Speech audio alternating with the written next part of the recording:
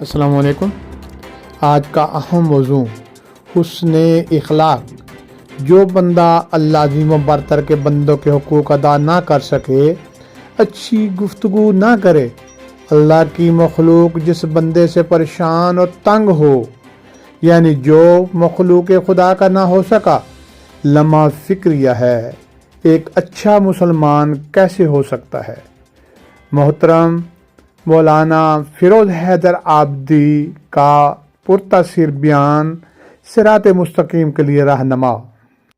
بالوالدین احسان وذی القربى والیتامى والمساکین وقولوا للناس حسنا اقیموا الصلاة وآتوا الزکاة۔ بالوالدین احسان سب سے پہلے ماں باپ کا حق ہے، وذی القربى اور پھر قرابت داروں کا جو ریلیٹو ہے تمہارے، پھر یتیموں کا، پھر مسکینوں کا۔ وقولوا للناس حسنا، اور جب پبلک سے گفتگو کرو تو تمہارا اسٹائل پولائٹلی گفتگو کرنا، اس طرح گفتگو نہ کرنا کہ دل چھلتے چلے جائیں۔ یہ نہیں کہا کہ علماء سے گفتگو کرو تو شرافت سے کرنا، یہ نہیں کہا کہ بزرگوں سے گفتگو کرو تو قاعدے ڈھنگ سے کرنا۔ قول للناس، جو غیر مسلم ہے، غیروں سے، عام پبلک سے، اس میں مشرک بے دین ہو سکتا ہے، مسلمان پر واجب ہے کہ جب گفتگو کرے تو پولائٹلی کرے۔ تلخ لہجے سے گفتگو کرنے والا اسلام میں اچھا مسلمان نہیں کہلاتا۔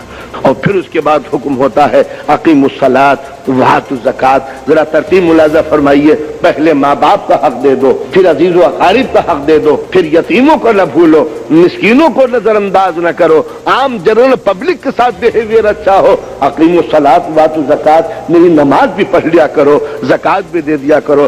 آپ نے ترتیب و سسٹم ملاحظہ فرمایا، پہلے ہیومن رائٹس ہے، بات کو اللہ نے اپنا حق رکھا ہے، پہلے میرا بندوں کا حق دے دو، اقیم الصلاۃ وآتوا الزکاۃ، میری نماز بھی پڑھ لیا کرو، زکوٰۃ بھی دے دیا کرو۔ مفہوم کیا ہے کہ قدرت سب سے پہلے روز آخرت یہ پوچھے گی کہ تم نے میرے بندوں کے ساتھ کیا کیا ہے۔ نماز پڑھتے تھے باپ کو گالیاں دے کے، نماز پڑھتے تھے ماں کو ستا کر، صبح روزے رکھتے تھے پڑوسیوں کا دکھ دکھا کر، تو جو مخلوق خدا کا نہ ہو سکا وہ خدا کا کیا ہوگا؟ اس لیے کہ اسلام میں خدا کو نماز سے اس کا کوئی فائدہ نہیں ہے، نماز ہمارے فائدے کے لیے ہے۔ یہ خدا کا در اس لیے نہیں ہے کہ یہ سر جھک جائے تو خدا کی خدائی ڈیولپ ہو جائے گی، میرے ذہن کو زندگی مل جائے گی، خدا کی خدائی میں کوئی اضافہ نہیں ہوگا۔ یعنی خدا کے در کو میرے سر کی ضرورت نہیں ہے، میرے تھکے ہوئے سر کو خدا کے در کی ضرورت ہے۔